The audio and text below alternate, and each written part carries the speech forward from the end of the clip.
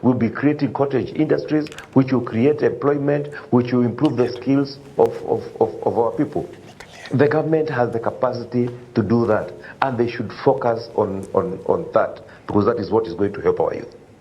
Yes, Mheshimiwa, during your time, you introduced a bill in Parliament seeking to cap lending rates, and the reaction was quite timid back then.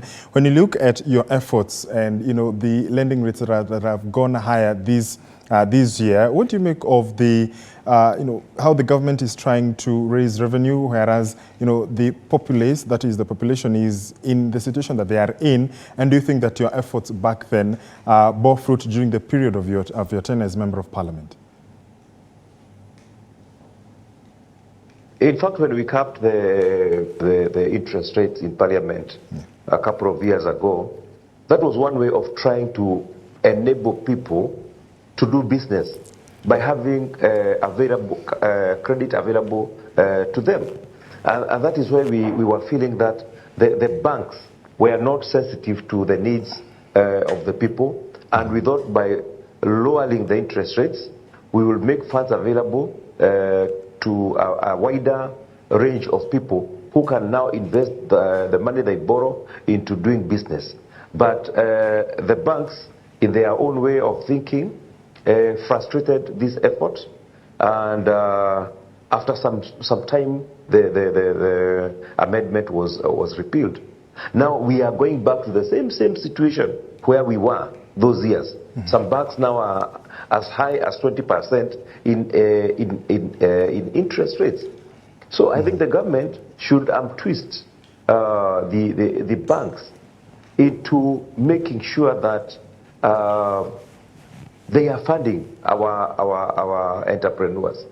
And another way of doing that is by the government stopping to borrow from local market.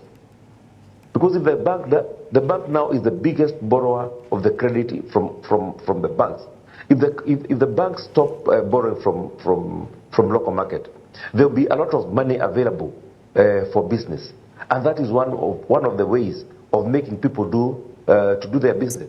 Today, if you go to a bank and you are charged 18%, how many businesses will be there which can make 18%, pay 18% interest, and then over and above that make a profit?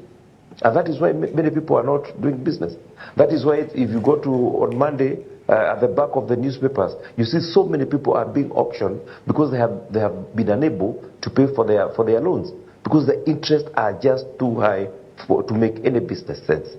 So I think there's a lot that our government should do, and even our elected members should legislate laws that keep those interest rates down. Otherwise, it will become impossible to do business.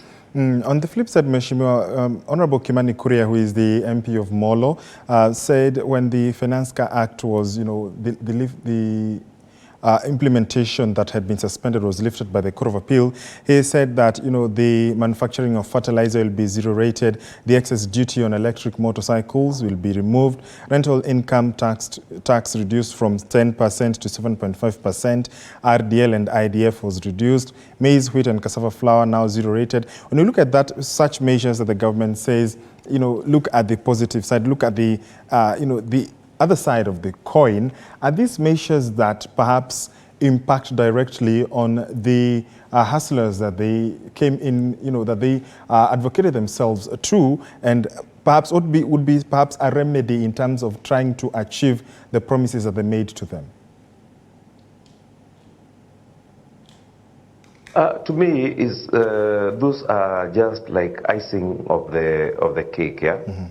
There are small positive things in the finance bill, but the very major things have a very big impact. 16% VAT on fuel have a very big impact in the cost of living. The 1.5% housing levy has a lot of impact on the livelihood of people who are earning.